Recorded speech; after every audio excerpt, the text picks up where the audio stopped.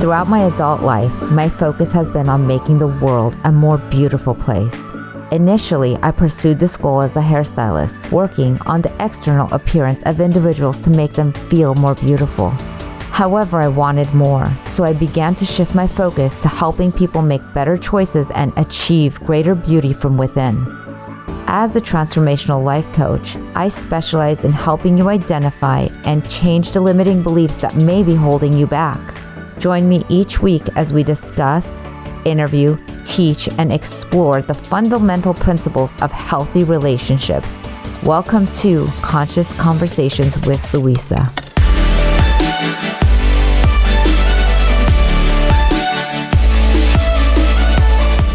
In today's episode of Conscious Conversations with Louisa, I'm speaking with David Donnelly.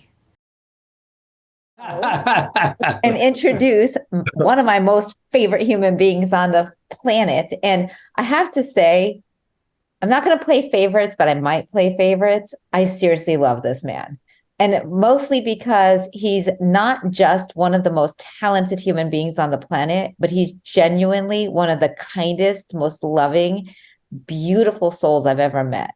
And I'm honored knowing you, David Donnelly. You know how difficult that is for me to hear. Oh, I truly, absolutely love who you are. Thank you. I love who you are too. Thank you. Really. So we're all part of the fan club, so it's a very safe place to be. Yes. Got a little heads up on you guys. So.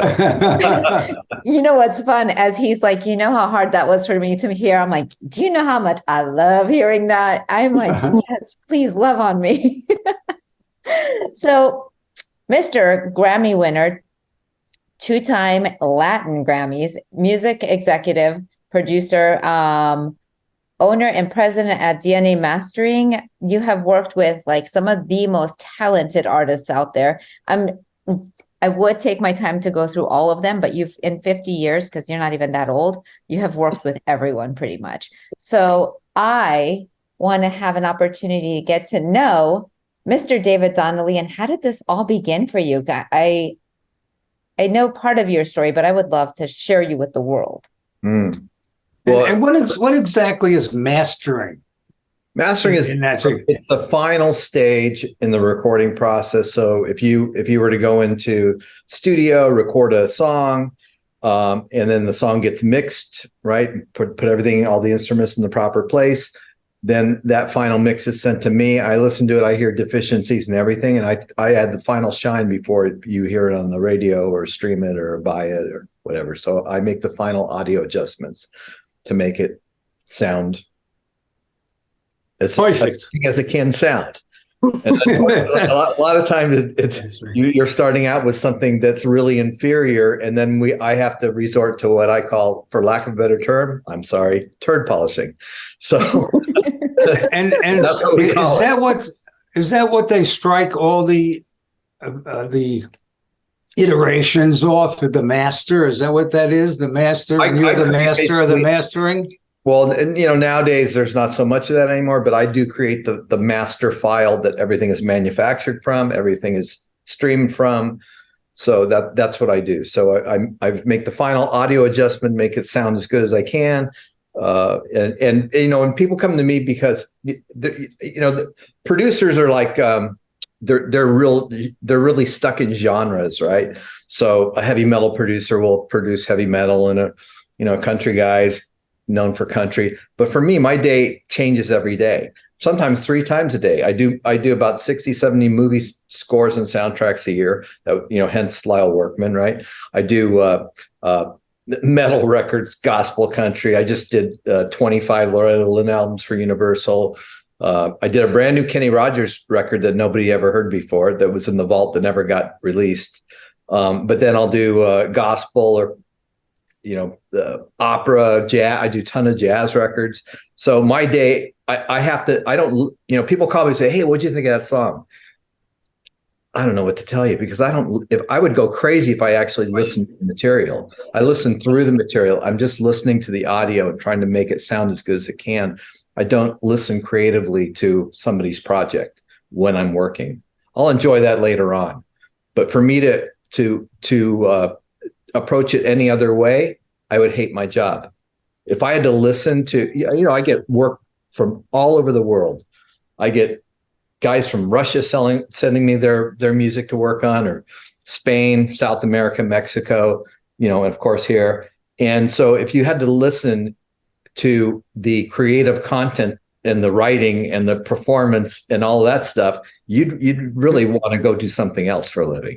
So, I have to listen through the music and try to, listen to the balances and make it sound as good as I possibly can. And the other thing that I'm doing, I only work in stereo, right? The thing's already mixed. It's already blended. So I have to be very careful of how I approach things, because everything that I do affects something else. But if you were in the recording studio and you were mixing your record and you went home and listened to it and you go, gosh, I wish the bass was up. Well, you can go back tomorrow and push the bass up. With me, I have to try to do it with a frequency, and that's going to affect everything else that has a low frequency in it.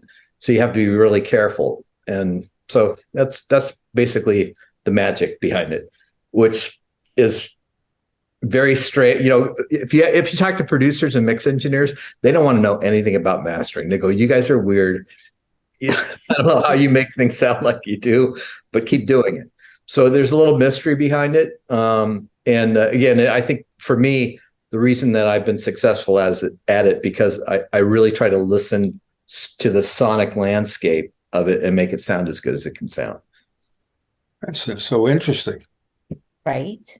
It's pretty interesting. Are you the one who ultimately, with the new Sonos technology, like spatial audio, are you the one who will decide where the sound goes and how it moves and all of that? Or is that something that you work with the artist with? No. Well, that happens too. But see, I actually own a Dolby ATMOS studio, which is a spatial audio studio. But I have 3 amazing engineers that's all they do. And so they'll usually do their first pass, second pass, make a few adjustments, and then we'll have the artist come into the studio and listen, and we'll make final tweaks. They'll say, hey, can you bring that piece up there, or this, that. So yeah, but I stay away from that. It's keep me out of the mix room. Whose iPhone is that? You guys see why I wanted him on so badly now? Because he, you start talking, David, and you just happen to be a wealth of information in this area. And I find it to be so fascinating. I love the fact that it's so like breathing for you. Well, it is, and it's second nature. To give you a little bit of a background on myself, I grew up in LA, born and raised. My dad, this is a great story. I won't take too much of your time, but my dad came out. My dad was from Wisconsin. And when he was a young man, he was raised in an orphanage, and he was working at a diner or something. And his best friend and his friend's father came in, and my dad was a cook, and he's in the kitchen cooking. And they said, "Hey, Chuck, we came in to say goodbye to you." My dad's like, "Well, where are you going?" And they go, "Well, we're going to California." My dad's like, "Yeah, what the hell? Where are you going to stay?" And they said, "We're going to sleep in the orange groves till we figure it out." So I never knew this story. My ex-wife, we're at my parents' house, and I'm watching a Laker game, not paying attention, and out of the, I don't know what caught me, but she said, "Hey, Chuck, how did you ever get to California?" My dad never told us this. He would have, if she wouldn't have asked him, he would have died with this secret. So here's the cool part. The guy my dad took his apron off with food cooking and got in the Model T with them. It took him 5 days to get across the country. And that guy that he came out here with was a survivor on the Titanic. Oh, wow. I mean, why wouldn't my dad say anything? He's just, that's like a story of the ages, right?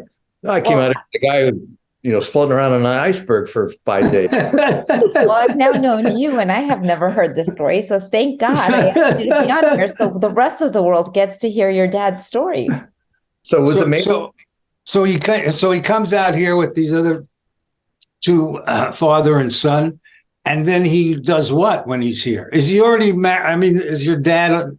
Were you alive when that happened? Were you? So he tried to join the service, and he had broken his foot. He was raised. All my family had farms back in Wisconsin. You know, when he was young, he had a horse step on his foot and crush it. So my dad always had, like, you couldn't even touch his toe without him screaming. He was very sensitive. So he wasn't able to make it in the service. And they back then they had the Conservation Corps. So they let him in that. And then he started working in the shipyards during World War II, building ships. And once the war was over, he was like, I don't know what I'm going to do. And he was in Hollywood, and he applied for a job with this man. And this is another interesting story. His boss, the guy that he ended up working for, his name was Al Ellsworth. This guy started out his whole career in electronics and things like that, working for a guy named Herb Bell. And he worked in Herb Bell's garage creating transistors, and that's Packard Bell. So my dad's boss worked for Herb Bell before Packard Bell ever existed. I mean, wow. Stories. And I have to pull this out of my old man. He's like, tells these stories, because he had a wealth of these incredible stories, but he just, because he, was in an orphanage, and he and his sister were raised in an orphanage, but all the other siblings got to stay and live with other relatives, but they all had huge Irish families, and they just couldn't take them. So my dad had to watch from afar all of his siblings get raised by other family members while he and his sister were raised in an orphanage, which closed him down. He didn't talk about anything. It was quiet. You never knew what he was thinking. He's the kind of guy, you knew he loved you, but he never told you he loved you, right? So, which is the secret to him not telling us all these things. He just grew up as a quiet guy, right? But why wouldn't you tell your kids these things? They're like monumental, So I guess that's kind of that part of the story. Then after World War II, this guy Al Ellsworth, who worked for Herb Bell, started one of the first record pressing factories in Hollywood, in Los Angeles, with only one record press. They're pressing one record at a time on one press, and they expanded it to two. And then pretty soon it got a little bigger, and they actually funded Herb Alpert and Jerry Moss. Herb Alpert made a record, his very first record. I can't remember the name of it. You know who he is, right? Yeah. Yeah. So they started A&M Records in Jerry Moss's garage. My dad gave him the credit to press. He just died, Jerry Moss. Yeah, you know that last week. So that's that's an amazing chain of events. So how did you get into that kind of into, typical LA kid, all my friends were surfing every day and stuff. And one summer, my dad's like, "You're not going to surf anymore. You need a job." And I at the record factory. So, and then I got into learning all aspects of record manufacturing. And then, unfortunately, my dad and I got known in the industry as this father-son team that builds record plants and runs them. And so we started getting hired by record companies like Records like that to, go into Indiana, mow down a cornfield and build a record factory in the heyday of vinyl. And I hated it. It was like, it's a factory. It didn't matter to me whether it was, all my friends were like, oh, in a factory, it's 120 in the summer inside. It's horrible. Like practically lost my limbs working in there because it was so dangerous. And so I was able to get this one. We built the largest pressing plant west of the Mississippi in Sun Valley, California, right at the height of the vinyl business, but just before it crashed. And so we actually built we had probably $10 million for the presses that never even got energized, never fired up because the music business started going down again. And so anyway, I got that company to send me and pay for my education as a recording engineer because they wanted me to be the QC guy, the audio guy. And so I would, once I completed school, I really wanted to make records, and I still was working at this vinyl factory. And part of my job was if the new Van Halen record was coming out, we would do what we call test pressings which are similar to like proofs of, for photographers, prints and things like that. So we'd make 4 or 5 copies of what the production run was going to be. And I would have to take it to Warner Brothers and go to the A&R department and give them a copy of the record to approve so we can go into manufacturing. But I would always have a band that I had like found at some club that I produced, and I'd always hand a cassette over and said, when you get a chance, check this out, right? And one day I'm working at a record factory in that I was running in Santa Monica. And I got a call from Warner Brothers, and they said, we need somebody exactly like you that in our A&R department that knows manufacturing, that can deal with all the technical issues with our artists because they're driving us nuts. And that was my start at the label, was just happenstance, So, who was running Warner Brothers then? Mo Austin. Who was running? It was Mo Austin. And How old Lenny, were you at this time, David? I'm sorry? How old were you at this time? Oy. He's like, it was like yesterday. I remember it. Oy. Was it in the 60s? Was it in the 70s? In the 80s? It was in the early 80s. Yeah, early 80s. So I think I was 28 or 29. Love it. Something like that. Or was I 38 or 39? I don't know. I can't do the math. I was 30s, but early 30s. And it all started on that farm in Minnesota where your father wasn't said, I'm going to California. Well, it started with me being a typical LA guy that all I wanted to do. So one of my favorite things that you shared was that you were 10 and you had taken apart your mom's car, and when they came home, the engine and everything was outside of the car that you had just decided to explore. So, how many kids do that? I don't know. We talk about, how times have changed and all the, homelessness and crime and all this stuff. Can you imagine my parents let me have a Los Angeles Herald Examiner paper route where I was like 9 or 10 years old, standing on the freeway off ramp to the 405 until it was dark, selling papers for $0.25. Today, shot, whatever, right? So there was so much freedom back then to do that kind of stuff. So, like most kids, I had, little jobs like that until I became, old enough to actually get a real job. Well, one of the things that I always find common denominators, and it feels like everyone I've interviewed has had a paper route job, but you were a little different with the way and creativity of your paper route. You somehow enrolled your mom in participating. So it's not like I enrolled my mom. Where, that 5 morning to deliver the Sunday paper, I was like, I wasn't having that. So my mom would feel so like, oh my God, you're going to get fired, that she'd get up would fold them all.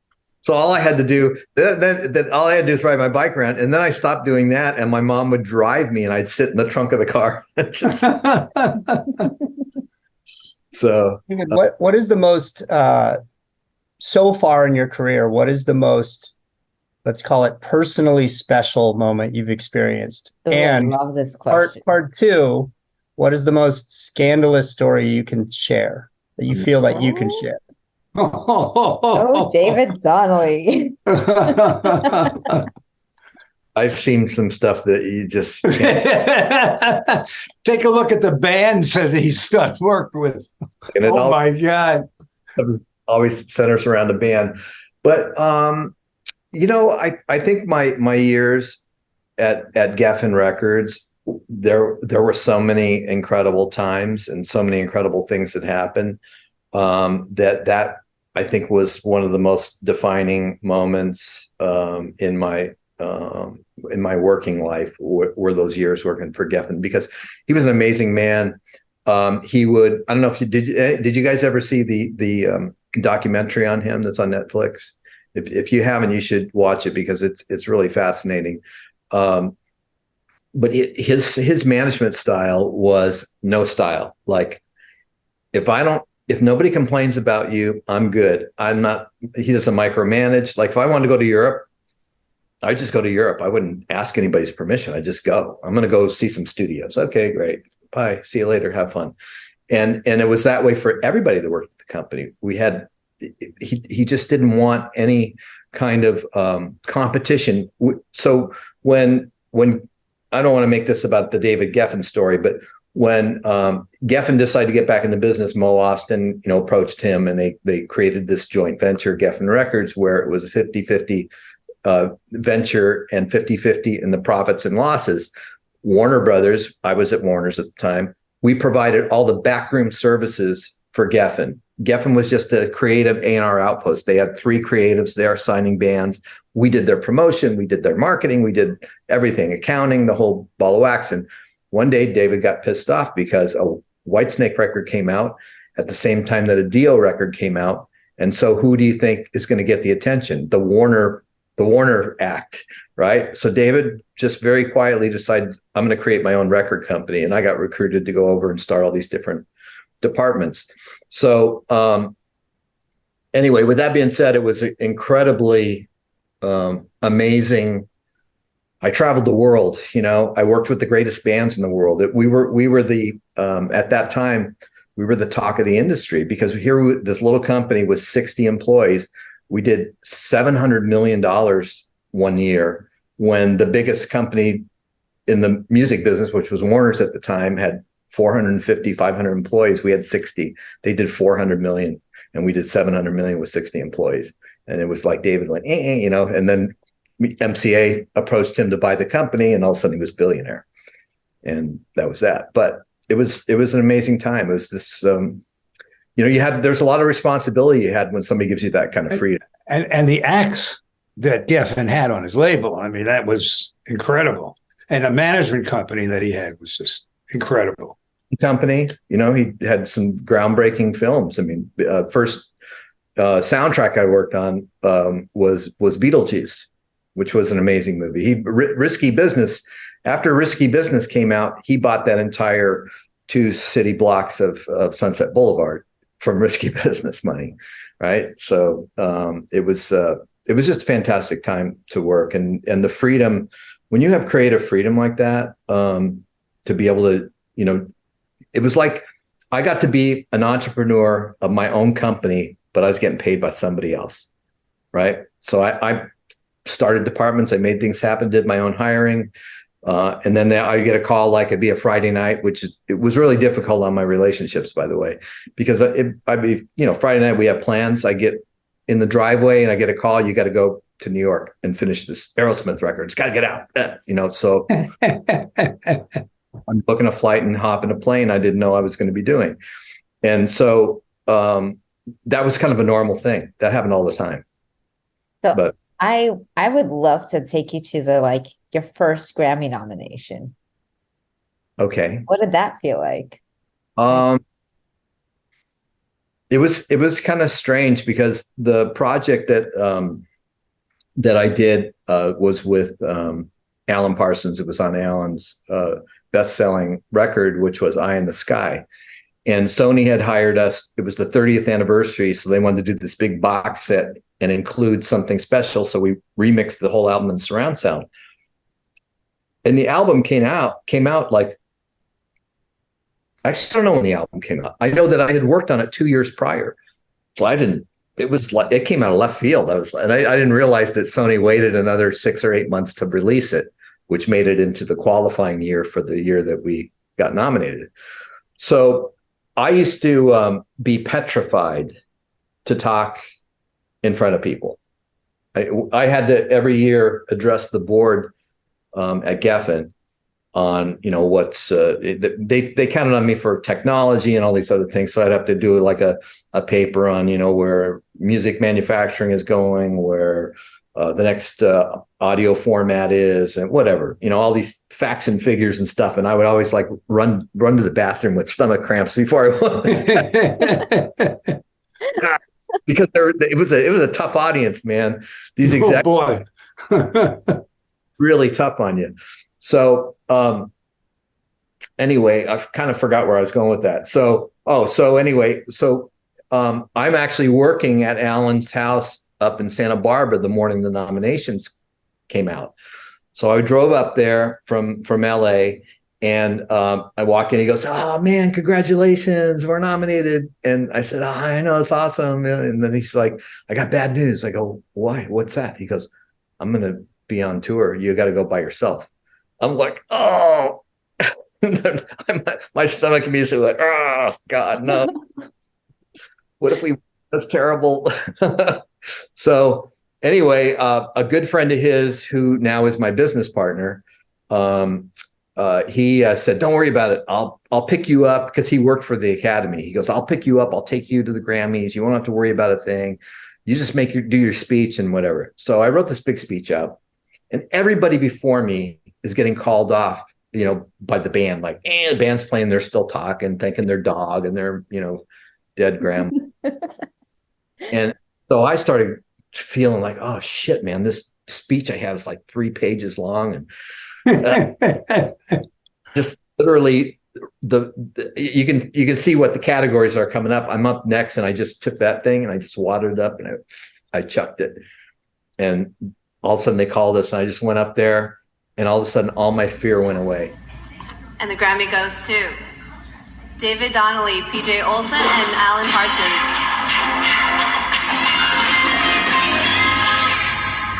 What's up? Alan Parsons and PJ Olson are on tour right now, so that's why they're not here. And this is Alan's 13th nomination and first win for this guy. This guy who started his career working with the Beatles. So thank you to the Academy, and thank you to Legacy, and good night.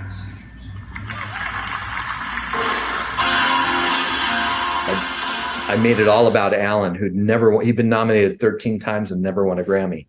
And it was an amazing night. It was amazing. A sense of calmness came over me, and I don't know where that came from, but it completely broke my inhibitions about speaking. I love that. I truly, truly love that, especially because you really embodied the work and created with including everyone, as opposed to, oh, it's all about me up there. And that's truly where the love of people feeling seen and heard and experienced. What's Louisa, is that it wasn't until like the next day, and I watched it on online, that I went, holy shit, I never even said who I was. I tried to make it all about Alan. And, I said, this guy started his career working with the Beatles, and, nominated 13 times, and blah, blah, blah. And he's on tour. Thank you very much. Good night. Boom. And I walked out. I'm sure everybody's like, well, who the hell was that guy?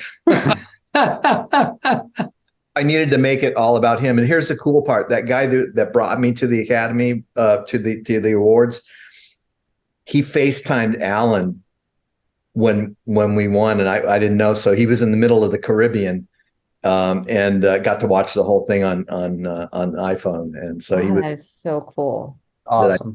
I made it all about him.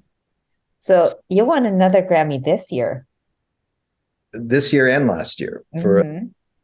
So I love how humble you are. I truly do.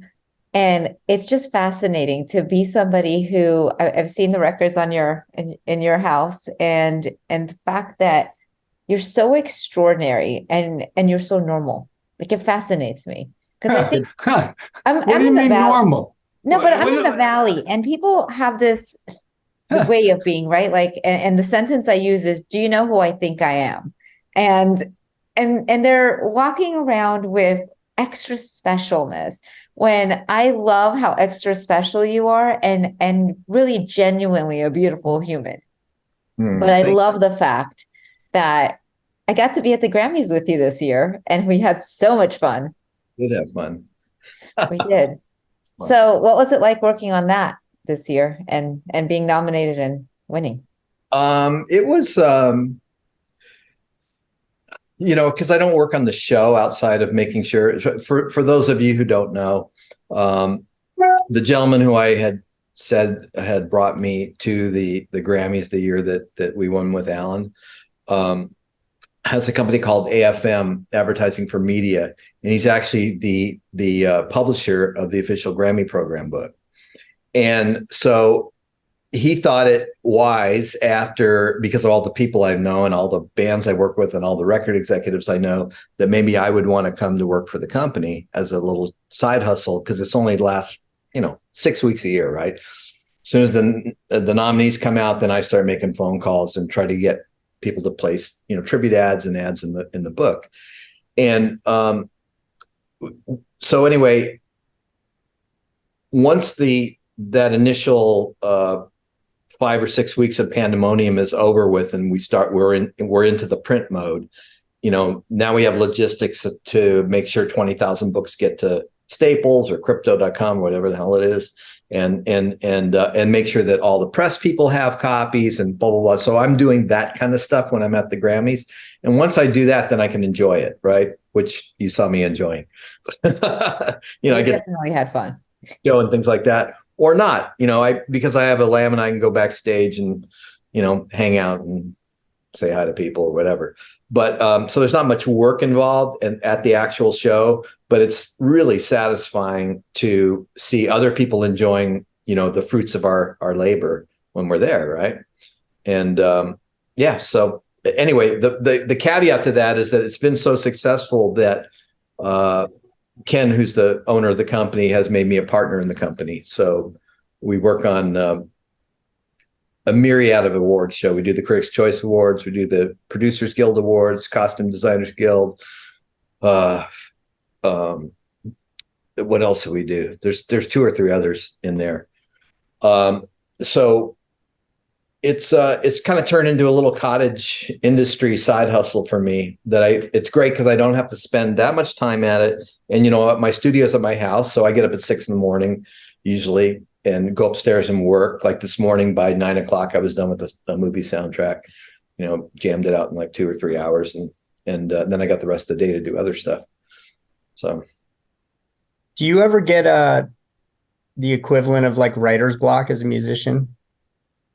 Well, I don't fancy myself much as a musician, and I'm a self-taught guitar player. And there's a little kind of a funny story about what kind of put me in my place. I was in New York working with David Coverdale and whatchamacallit. Oh God. Speaking of writer's block. we all get it. Don't worry about it. Working with Jimmy Page in New York. And at one point, we're in the studio working, and he looks at me and he goes, he goes, "Hey man, do you play?" And he goes to hand me a guitar. And I just went, "Oh no, I don't play guitar." That would have been the most embarrassing day of my life, right? Did not pick up my guitar for maybe 5 or 6 years after that. Oh. So nobody would confuse asking you to do it again. Looking for it. Yeah, how's that? Interesting. So what challenges do you feel are next? I'm sorry? What challenges do you feel, like you have such a full background in what you do, what drives you every day? Well, because of different people? Every day in the music business today is a challenge.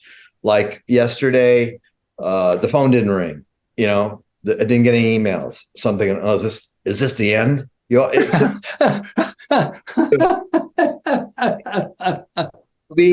this the end?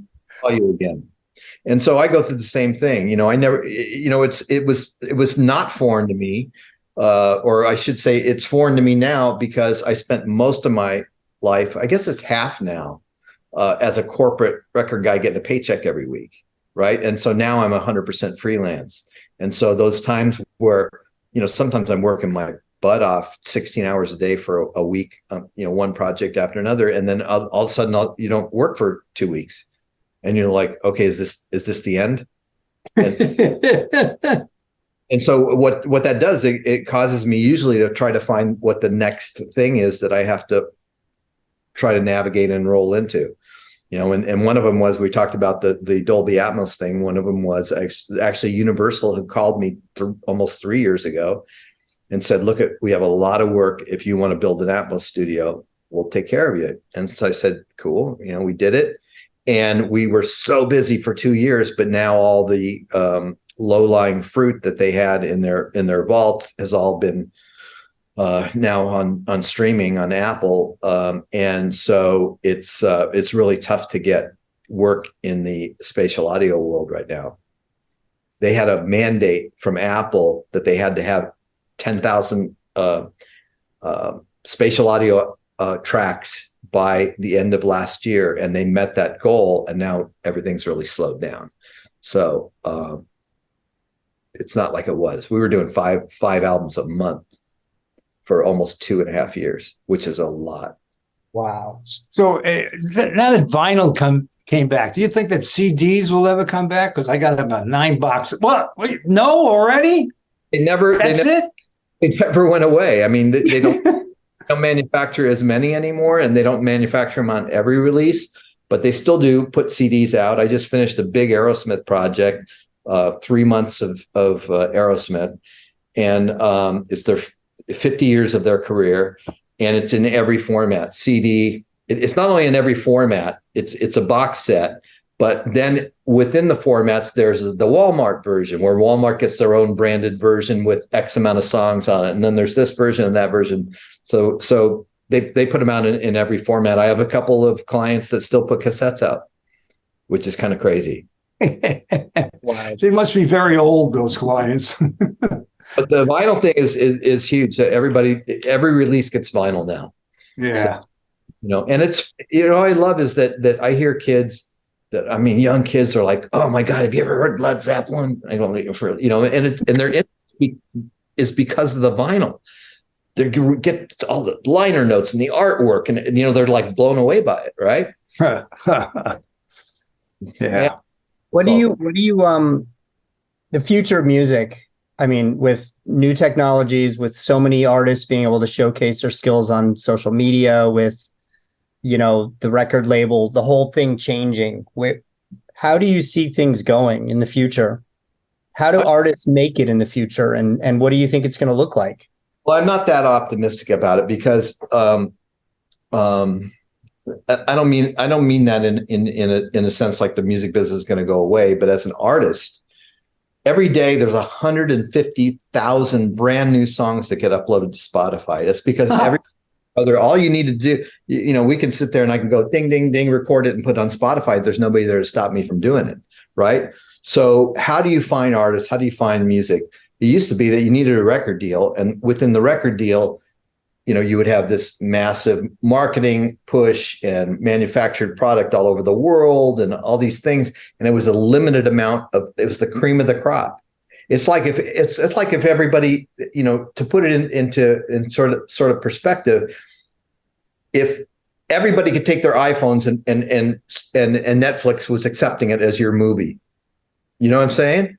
That people would start losing interest in doing that because, all of a sudden there's 45 million movies on Netflix and some of them aren't worth a damn. And that's the problem with services, is that there's a lot of really crappy music and it's out there competing with the really good stuff. So, therefore you have less of a chance of having a hit record, even if you're a really good band, because you're competing with all these gazillion crappy records that are out there. I get tired of trying to find stuff, to tell you the truth. I depend on my friends to, hey, you got a playlist or something new? You have to listen to his son's music. Of course. We'll make a deal right now, today.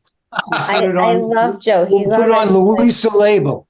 He's already the wheeler and dealer. Are you watching this? He's like, I've got, and he's the middleman. It's already Samsung tablet from T-Mobile. Yes. And you're paying $2,500. Hi, Susan. I love it. So another question I have is about this whole. I watched recently Taylor Swift talking about how these guys bought her entire library and they haven't even reached out to her. And she's like, you'd think they would. They made an investment in my music. I don't know how much they paid. It was probably obscene, right? But she's like, they haven't even talked to me. And I get it. She doesn't necessarily ever get the rights to her music back. But like, What do you think of that whole thing about people buying people's libraries? I get that, you can enrich yourself by selling your library, but then if you really make it, you kind of want it back, probably, right? So what do you think of that? They still get their songwriting royalties, right? So by them selling their masters, in that case, I don't know a lot about that case, but I know it was her manager who did the deal without her knowledge, which is why she fired him. But she went out, she screwed everybody else because she went out and re-recorded all of her biggest. Wait. She didn't screw. I know a lot about that. You do? Yeah, but no. You can read about it. No. But she didn't screw anybody. In fact, the old library sells, her new recording sells. Everybody's just making money off Taylor Swift that you can imagine. What I'm trying to say is that because of her manager basically selling her catalog, he bought the record company. Right. He bought the record company, and the record company had the masters. Okay. Now the thing is this, Scooter Braun. Okay, he bought the record company from, I don't know, Big Hit. No, it wasn't Big Hit. Something like that. Big Machine. Big Machine. Yeah, Big Machine. And she got like $325 million. Okay. Big Machine got about $450 million. So she was just pissed off because, nobody came to her and said, hey, do you want to buy these back? Or what? Well, the famous story about Paul McCartney and Michael Jackson? What's that? And the Beatles library? Okay, it's a whole other story, but try that one on. That's way bigger than the Taylor Swift fiasco. But you don't have to worry about Taylor Smith. and what happened with Scooter Braun and all of that, he sold it to the Disney people, the Disney family people.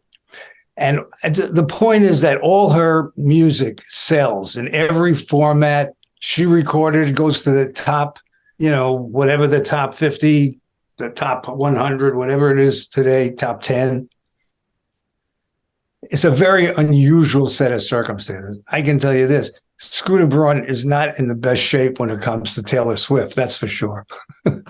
I want to go back to talking about Mr. Donnelly because that is that's way more fun than Taylor Swift. Way more fun. Sure. He's way more entertaining to me. Go ahead. David, besides David Geffen, who are your biggest mentors in the industry and why? Like, what did they teach you?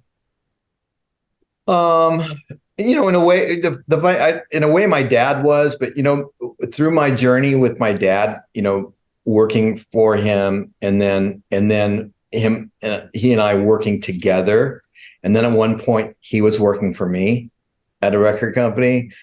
So, but I have to, of course, he was a fantastic mentor because of the opportunities I got, right, and he quietly taught me things. I really was a self-made person in a lot of respects. I always, what I loved when I was at Geffen, I would mentor kids from SC all the time, and they'd always have the same thing. They'd call me up, hey, can we come? I'm in the music thing. Can I come and talk? Yeah, come on in. And they would always say the first thing is like, hey, when can I be an A&R guy? I said, after you spend a few years in the mailroom. They all never want to, but it's true, and my one thing to them was always listen, mouth shut, ears open, absorb, suck it all in like a sponge, because that's how you're going to get to your next level. And that's One really of the things we were talking about earlier is your concept of like your MO, do not say no. So I want to hear about that because I think that's very important. Yeah. One thing I learned early on is that for you to be successful in anything, people have to have confidence in you, and to have confidence in you. And it's still, what I'm going to tell you is still my it's kind of my philosophy today. So I told my guys that worked for me, never say no. When I went to a job interview, like one record company who pressing plant had been in business for over 40 years, they always farmed out a part of their manufacturing process because it was just too expensive to get into it. And they called me one day. I was working for Elektra Records, and they said, "Hey, we want to build a matrix plating plant," which is, I'm not going to go into the minutia of that, but it's very difficult process. It's where you take the lacquers, that they cut in the mastering studio that eventually become the metal parts to manufacture vinyl. They farmed that process out. So it's a dangerous process. There's chemicals, cyanide, horrible stuff that you have to deal with. So the owner of this company says, "Yeah, we're spending like 20 grand a month doing this on the outside." I said, "I can do that." And I'm like, "Sure, what did I just say?" Right? So I go there, and he won't spend any money. Up on the roof of their building, he had 30, 40-year-old pieces of stuff that's been rained on, completely destroyed. And I took all that stuff and I had everything remanufactured. And in 2 months, I had him up and operating. And I just utilized my dad's friends, the old timers. They said, "How do I do this? How do I mix this chemical? How do I," right? And they didn't know that. I just said, "Yeah, no problem. Yeah, I could do that." But and so that kind of gave me the confidence the rest of my life going forward to never say no to people, because I had enough resources out there that I always wanted to be. When I left Geffen in '97 and opened my studio, my philosophy was one-stop shop. Anybody that calls, if Disney calls and says, "Hey, we need a master duplicated," if I don't do it, tell them we do it, and I'll find somebody to do it. And so that's really how I made a name for myself. And even today, on last Thursday, I get a call from Universal on a project, and they go, "Hey, we need this stuff. Can you listen to some files and QC them?" It was like three or four things, and I don't even know what to charge you. It took me 5 minutes. They sent me $1,000. I just never say no. They know that they can come to me with anything, and I will find a solution for it. And that was my job at Geffen. I was a utility executive. I started all these different departments. If a record ran out of money, I'd go in and finish it myself, right? If they didn't have enough money to finish mixing it, I'd go in the studio and I would finish mixing it, and we put it out. I did all the radio edits. I did all that kind of stuff. And it was all just trial and error. Going back, you asked about a mentor. I do have a mentor, and my mentor is, he just had his 93rd birthday. His name was Lee Hirschberg. And he taught me everything I know about working with tape. And he was our head engineer at Warner Brothers. And he actually won a Grammy for Strangers in the Night, Frank Sinatra. And he was Frank's engineer forever. And as well as he recorded the Doobie Brothers and just all these, Gordon Lightfoot, all these incredible, great bands that are legendary, that are legacy bands. And so I would stay after work in my regular job at Warner Brothers and go down to the studio, and he'd like, "You want to learn to do this?" And yeah, he says, "All right, well, I'm going home. Here's a stack of tape." And I would take and, have to peel the old paper leaders off in between songs and then clean it with Freon. And I'm like, "Oh, I don't know if I was really liking this or not." But then when the end result was that, we started putting out, re-releasing all these old masters and things, and I was part of that. It was amazing. And I just, I saw him about, I don't know, a month ago. I took him out for his 93rd birthday, and he's like my dad. He doesn't talk about it. It was his best friend who worked with me, who's known him his whole life. We had no idea. He told us last year that he won a Grammy for Stranger in the Night. No, he doesn't talk about any of this stuff. If you look at old Frank Sinatra books and pictures of him in the studio, there's my friend Lee right there in the console. He has his stories. You think my stories are crazy? His stories about the days with Frank. Frank called him. I'm not, and he'd go down there and it'd just be total debauchery. FK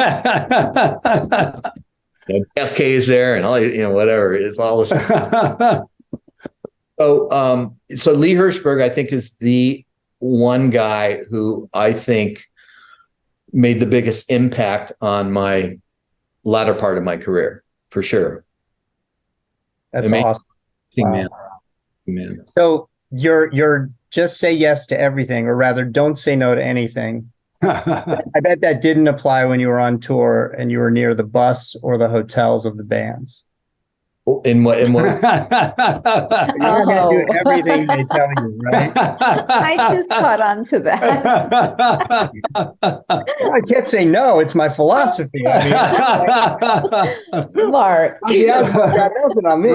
Right this way. And then to an art director friend of mine a couple years ago, and she said, "Hey, you know what I found?" I go, "What?" She goes, "I found Polaroids of you in bed with Steven Tyler and two girls at a hotel." All right. I've seen so much, and it's part of the business. I love how Joe is absolutely loving this part of it. Yeah, really. I've had oh man, in the studio. I did some special favors by hopping a plane and taking a red eye out and getting a record out.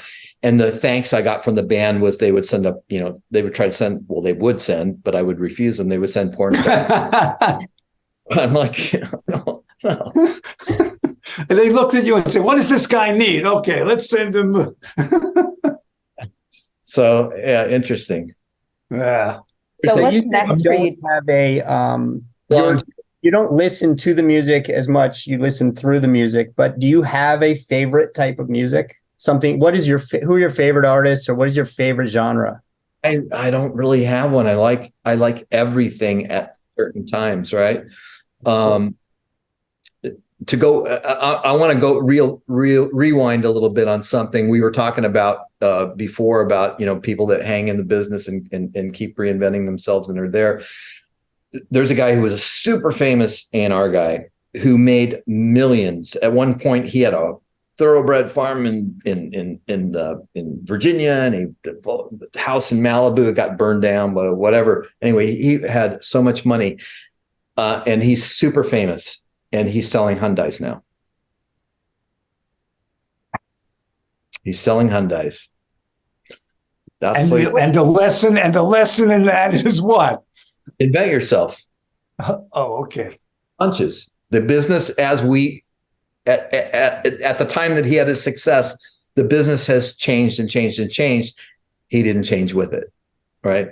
And so he found himself out, and that's what he does now. And maybe he's happy. Oh, I'm sure I don't know. A few people have told me that he's, really trying hard to get back in the business, because what business is he going to get back to? Well, they do have a 10-year warranty.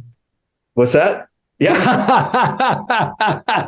Or maybe he could get a discount for us. Yeah, sure. Anyway, I don't know this fellow here. What is your name? With the iPhone 5 right under him. Louisa? Yeah, I think it might be my friend Kim. Tim? Kim might be the iPhone 5. I know Tracy. And this good-looking older guy, right? Right here. Okay. I'm not seeing other than you being the fabulous one, and I see Mark. older guy. I don't see who told us about his son. Oh, are you talking about Mark? Yeah, Mark. I don't know Mark. I'm the older guy. I got it. Yeah. Thanks for that. Mark, you ask great questions, Mark. What is it that you do? Thank you for asking. The reason I ask great questions is because I was lucky enough at one time to have been there at the beginning of the action sports world, like helped start the X Games. And I ran what became the Pro Tour for skateboarding, BMX, freestyle moto. These guys were a bunch of kids, and I'm interviewing them on TV. Try to make a 16-year-old who doesn't want to be on TV sound interesting. I got really good at asking questions. So what we actually do is we'd turn the cameras on, and the camera guy would pretend he was still getting ready. And I'd ask like the real question, the thing that I'd get the real awesome reaction from, right? And then and they'd roll and they'd catch that answer. And then we'd get formal and they'd stiffen up and they'd give their bullshit answer, but we'd use the authentic stuff. So, yeah. You know, it's very similar in recording. There's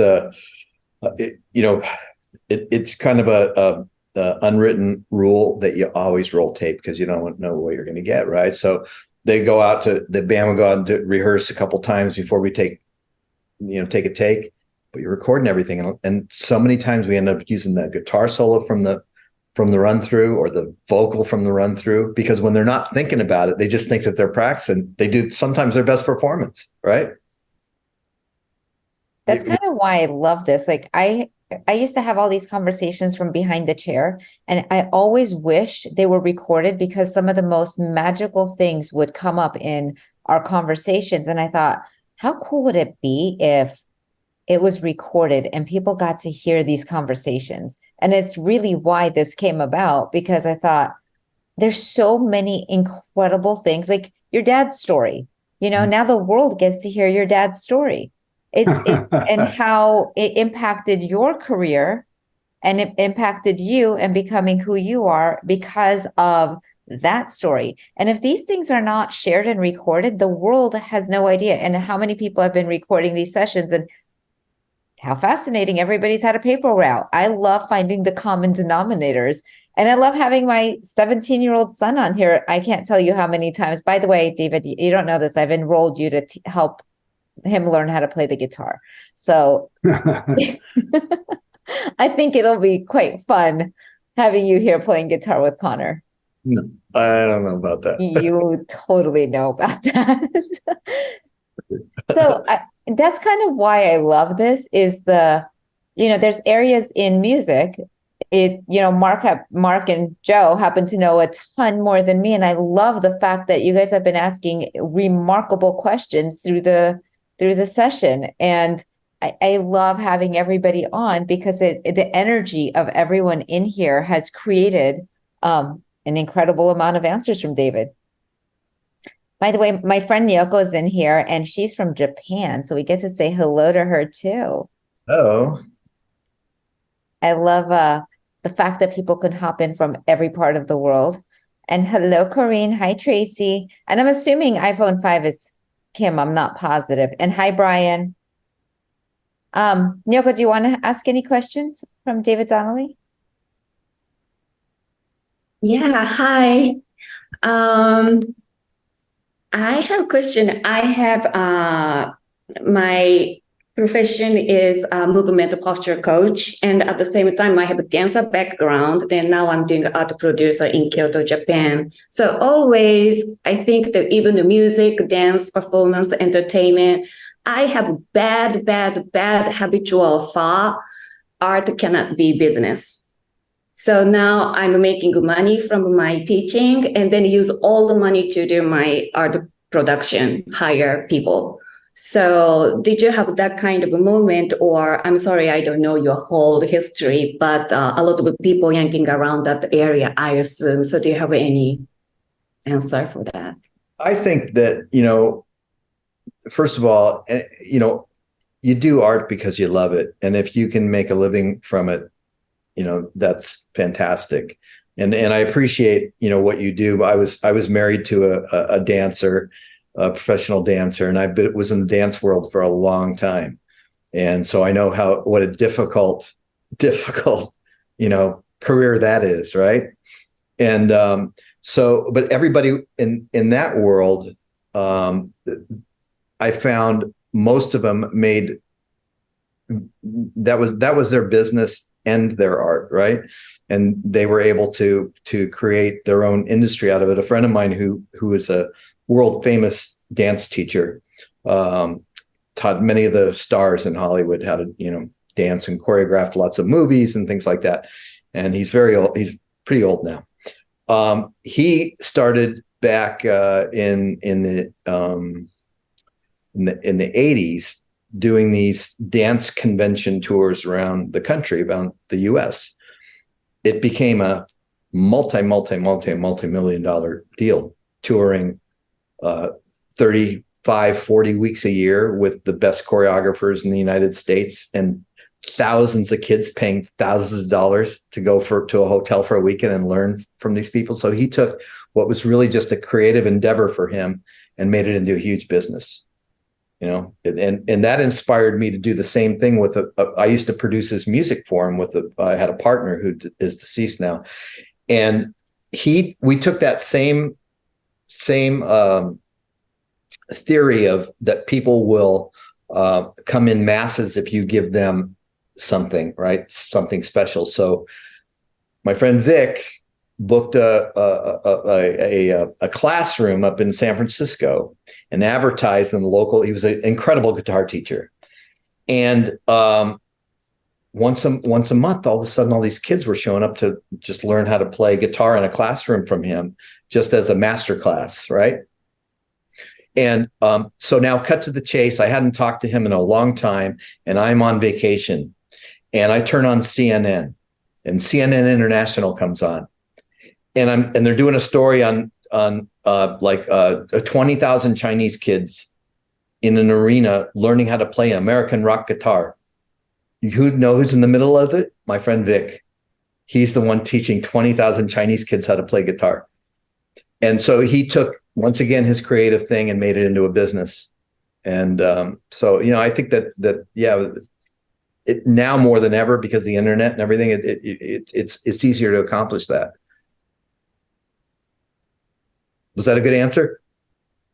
Yes, very good answer. Because now I said, wow, I play two-way smalls. When you said 20,000 kids in the arena, it's not 20 students in a studio. So I was like, okay, just think big, period. So all possible. Amazing. Thank you, Nyoko, for getting the music for this dance convention circuit. We would have never gotten the idea to take that and see if we can, instead of dancers, what about a couple guitar players going to a ballroom somewhere and renting it out and having a bunch of kids show up to learn how to play this. And then all of a sudden that was successful, and he took it to a whole nother level. And so it's creative, artistic businesses can, even if it's just your passion, can certainly become a career and a big business. You know, there's no reason why the two can't be married. Right, Louisa? I love it. I love what Nyoko said, is like, think big, and you created that, and it landed for her, because sometimes we share things and what someone hears is fascinating. And I love the fact that she saw the grand part of that in your answer. Mm-hmm. Thank you, Nyoko, for and I truly feel like every time someone else asks a question, a new opening shows up, right? And I love your answer to that, because it has all of us leaving with, am I playing big enough in my life? And where can I expand? And where can I shift and pivot? And where can I continue saying yes? So, Tracy, would you like to ask a question? You're on mute, my darling.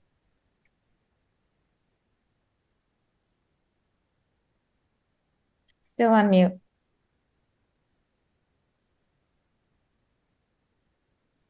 Still on mute. Oh, there it is. There Hi. you are. Oh, sorry. Thank you. I don't know. I'm a techno dinosaur. I don't know how to work the phone. I just loved it. I feel so moved, touched, and inspired. And I especially loved the part about saying, yes, I did that my whole career. And I mean, if they asked me to mop the floor, I did it. And it just opened doors everywhere. I did that. And I love the whole idea of playing big, and the humility thing. When you said, I just acknowledged the guy that you partnered with the Grammy. I forgot his name. Was it Alan? Parsons, Yeah, yes. Alan Parsons. Yeah. When you said that, I got choked up in tears. I was running back and forth because my mom has gout, and I was taking ice to her house. So I was in the car and I was just trying to listen. But I literally pulled the car over and sobbed for a minute, because there are so few people in the universe that just can be in that moment, throw the piece of paper away, and let their heart flow with acknowledgement for another out of pure gratitude. And the contribution you were to him, seeing that, I bet that made his year. Oh, his career. Yeah, I mean, This you're is the just a fabulous human being. Produced one of the greatest albums in the history of music, which is Pink Floyd's Dark Side of the Moon.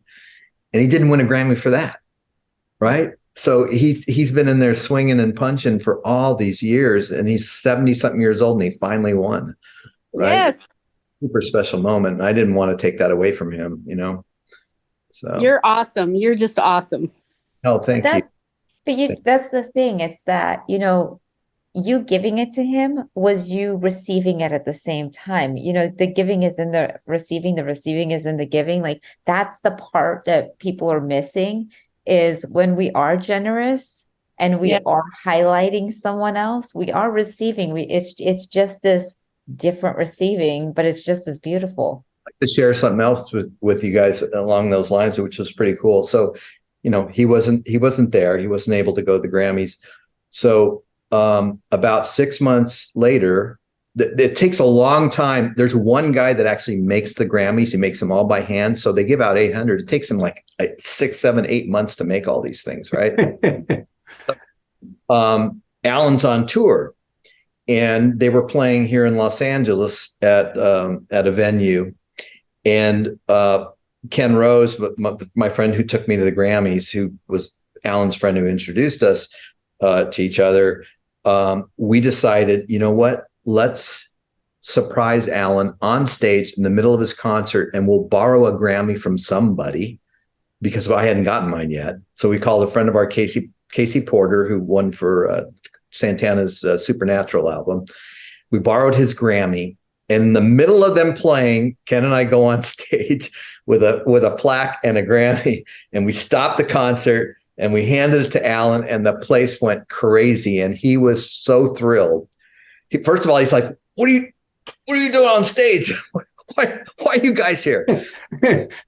We stopped, and Ken has a big voice, and he got up there and he announced that Alan wasn't able to make the Grammy, so we want to present him with one in front of an audience. And it was an amazing moment. Awesome. Thank you. You're welcome. Now y'all know why I started off with what a remarkable man that he is, right? Like, yes, what a absolutely remarkable man he is. Thank and you. I get the pleasure of hanging out with him all the time. Pretty much.